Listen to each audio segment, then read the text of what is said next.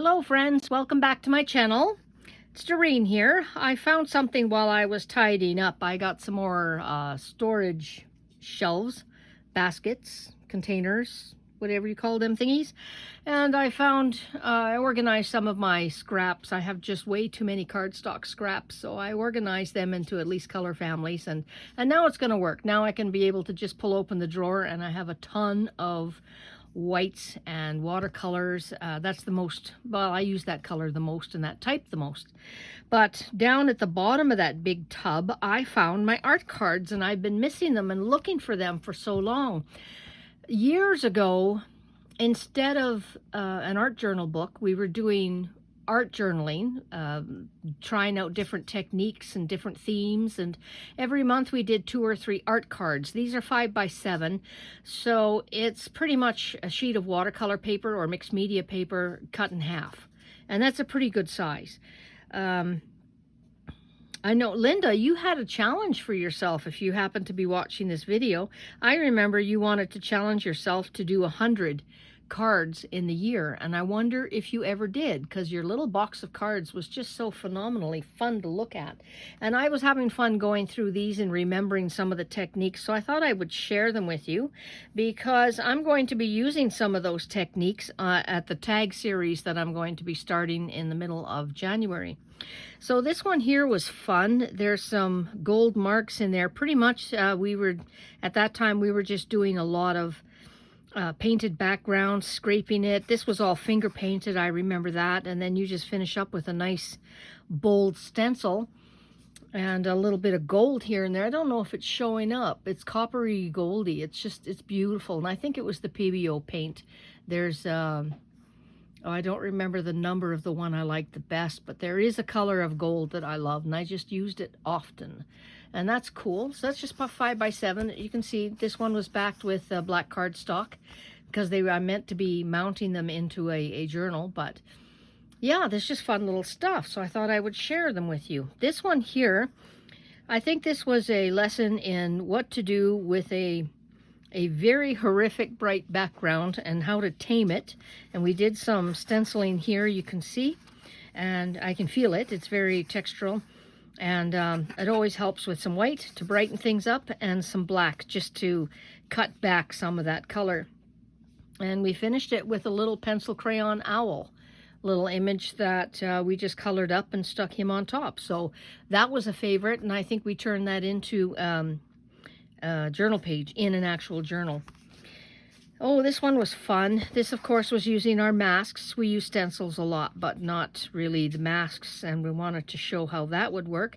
And, of course, the stencil, the different types of stencils. These stencils are open, where this one was closed and only showed a portion of the background, and these stencils showed a whole bunch more. And it was just scrapings. You can see here that the top had got a bit muddy, but you can fix that. You can bring it back. And then just to write a little something here on the side of the mask is pretty cool. And all I said here was create art every day, create art every day, and I just kept repeating that. So it becomes more textural more than reading about it. This one here, in an earlier video I showed our the rolls, what do you call them? The cash register tape rolls, and how we finger painted those and then did some stenciling and some mark making. And here we cut up some cardboard shapes to make some houses and just use that paper in various ways. So it's just random how it came together. And then there's a bit of stenciling and some rub-ons. I think some of these were rub-ons, white rub-ons. And we just finished with a little bit of stars in the background. And this is just a cool, bright, interesting little page, maybe for a princess. Oh, this one I really like. We did turn this into a full journal page at one point instead of just an art card. And it's just using maps and different kinds of papers. I can see there's some mica sprays in the background, some understamping. Here it's just got some faux stitching, washi tape, some more map, and just a great quote. It's just something nice to focus with a great quote. And here is another crazy background. So we were doing a lot of interesting backgrounds where I'm not so sure what we want to do with these, but they all turned out great. Here's one of the circles we did on script paper and just put a stamp on there, or did a number 8 and stuck that in the corner. And these were die cut from that cash register tape roll paper that's been painted up, and we just used a punch to punch some butterflies and stick it down with another quote, and there you go. Cute page. Oh, this one we were trying with the copper. Again, it's got a lot of gold stamping in there, gold through the stencils, and it's just really fun. But it was a very dark page, and of course it needed some bright, so we just stenciled over that in bright. This one got a bit messy. We used some tissue paper, and there's some paper in the background that we just kind of dripped. And it's got a texture to it, so I'm not sure. We might have used absorbent grounds on this just to see how that would work. And again, stenciling, nice little quote. We made our own faux washi tape with some double-sided tape. That was fun. Here's pink, just something simple. I think what we were doing here was just showing how the watercolors to ink something down would show through when you heat emboss on a background, just to give it some extra texture, and it was a resist technique. So different resists we were doing. And here's something that went, I don't know if I fixed it or not. It still looks a bit odd, but when you stencil these little circles, you can go in there with a gel pen and highlight them, and that makes them kind of nice. And just a little, everything has got gold on it. Must have been a gold phase. Oh, here's some gold. So this is taking, this one's funny. This was doing some stenciling with paste, but before it dries, you sprinkle it with glitter, hoping that the glitter is going to stay put. And for the most part, it did, but yeah, no, it didn't.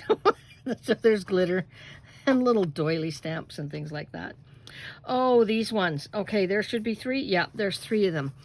What we did here, these haven't been stuck down yet because I love the look of how this goes. This background was sprayed on a big coffee filter for like the big bun machines. We had that at work. And once we sprayed it, we glued this to the card, which glues down beautifully, and just used a piece of washi tape here, one going across, a little bit of stenciling, the 3s, and a little bit more stenciling, and then there's some paste in there as well that kind of soaks up the color from the background, which makes it very interesting. And here we stamped the Prima Girls on vellum cardstock, so it's not very flimsy. It's got some texture to it. And I think the vellum cardstock I got came from Stampin' Up. I think that's just a superior product, and I love working with it like this. So we stamped and colored and just gave a few little dippy dot details, but that was all. We just colored the face. And when you put it on here, you can see some of the colors showing through, especially the little hearts. They really bring out the pink down there. So depending where you want to place it, I didn't want to go here because it looked like she had a big mark running through her face, but here off the side, I rather like that. So that's where she was supposed to go. So I'll just be gluing that down one of these years, but not just yet.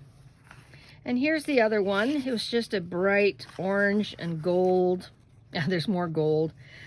Orange and pink and God knows what else. And here's the other girl. And just with a white gel pen on top of the colors, it just worked really well. And this sheet is going to go here. So you can see the shading that's in the background looks like her face is shaded, and the details really show up nice. And that also was a coffee filter. This one was a coffee filter too. I decided to go with some circles. Again, some different washi tape. You can see they all crisscross. The same idea, but they all have a different look. And then I think this was Lindy's sprays. Yeah, with all the mica. And this one has not been colored yet. She's just been cut out, and she's sitting there waiting for some color. But I don't know. I kind of like the look of her here. So you get an idea how that works. I mean, we stamped in black, but it doesn't look very black. It looks almost like a dark gray, and it's very pretty. And then we have, oh, I see. Now these two, We just scraped. You can see the edges where we scraped. It was probably with a credit card that we used. And this was gel medium transfer, an image transfer. And I like that it's not absolutely perfect. I mean, you can right away see it's a tree, but you can see here where the edges, we stamped on tissue. I remember. These ones we stamped on tissue, and then we just gel medium them, or used fluid medium to put them down. So you can see the edges. We tried to trim as close as we could to the image, but I think it's very effective. This one I can see more. It seems like on bright, vibrant colors like this, the edges don't seem to be showing as much. But that is just if you're really not into gel medium transfers, image transfers, then this is a very good alternate, and it's easy to stamp on tissue paper. It's just a lovely job to do. Those were fun. Again, you can see the circles. Everything was done the same. Just a couple of different colors to choose from. This one got a little bit wet and we let things drip, which, you know, it's great. It's great. It's all good. This I don't think is finished yet. This was we worked with stencil reduction, where you put the paint on, you scrape on white or whatever color on top, and it's a wet on wet technique, and then you use your stencil and a baby wipe to remove the color through the stencil. And then we added more stenciling, more of the washi tape, and some more stenciled letters, and it's neat. It's really neat. This was a napkin. We used parts of the napkin, added some more washi tape, and then just kind of scraped across it because it had texture. If you have napkins that don't get glued down very successfully and they warp and bubble and rip and tear on you, then just going over it with a light scraping of white paint will catch all those imperfections and really show them up to be lovely. And here's just finished it off with some mica flakes.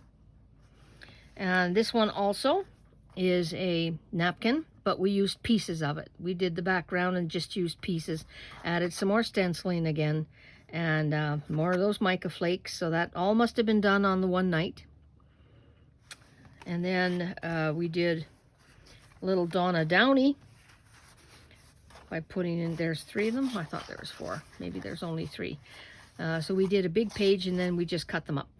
Just cut them up, and here you go, and we finished them off. So that's using fluid paints. We use the fluid colors, so that would be quinacridone nickel azo gold. That would be the cobalt teal, and this would be the green gold. Isn't that lovely? What fun. Black and white stenciling, stamping, a little bit of script paper in the background. That also was a technique. We didn't just slap it down. There was a way to put it down. That was neat. And then we did some collaging one night with stamps. And these, I love these circles because I used, when you have a Scotch tape roll for the dispenser and the inside plastic after your tape is done, they make a little double ring like this. And I just love that. I've got a few of those saved up. And there's just some butterflies and some more tissue, Tim Holtz tissue, but just collaging with whatever. And here's another example.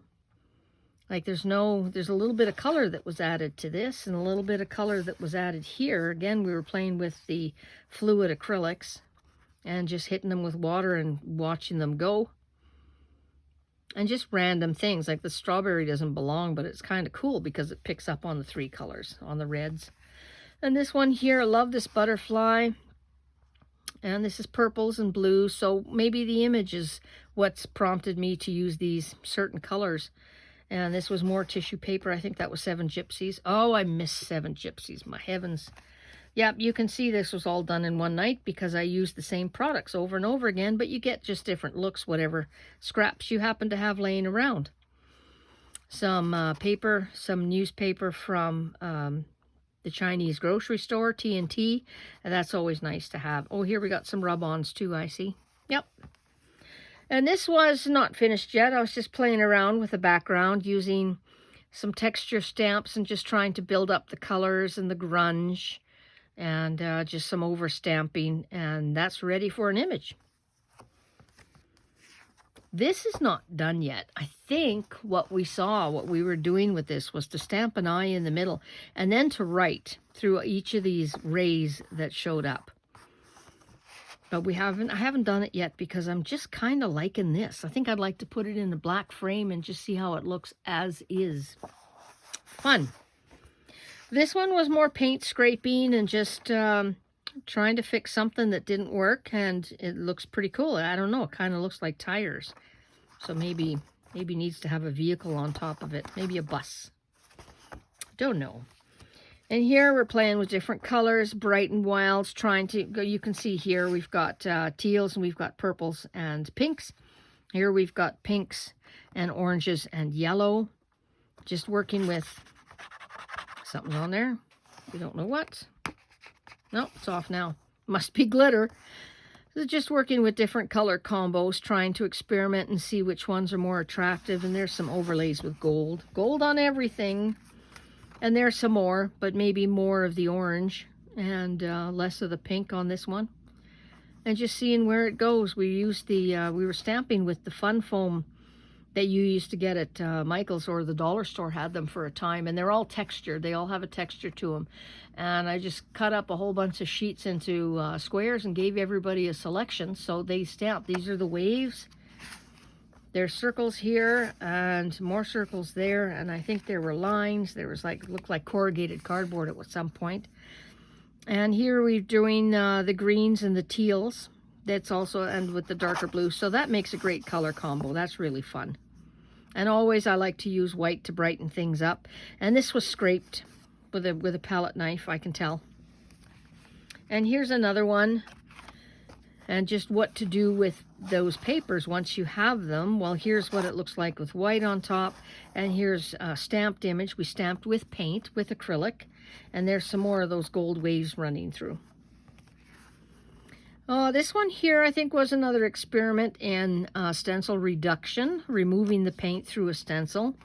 Not great colors, I don't think. It needs some work. Maybe something black and bold. And there's some stenciling through with molding paste. We'll see what happens with that one. This one was not a success. I think it was too wet off them. We might have used a jelly plate for that one because it's really, wow, there was wet paint that dried on here. But it's not quite done yet. But we'll see because it's a background ready for something.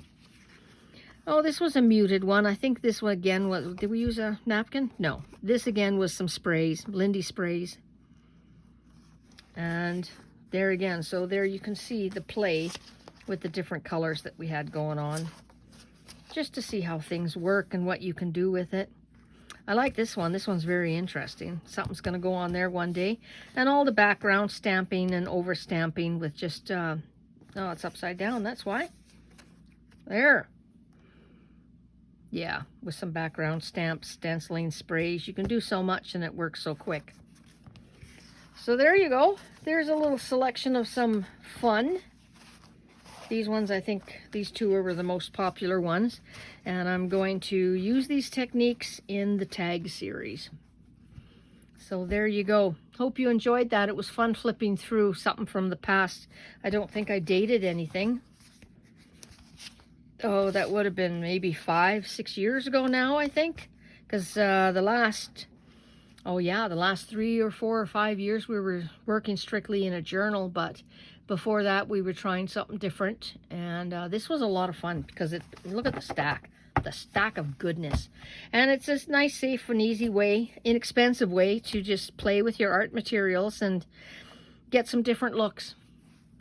So thanks for coming to visit with me today. I hope you liked, or maybe you got inspired by some of these colors and some of these styles. And thanks very much for visiting. We'll see you soon. Bye-bye.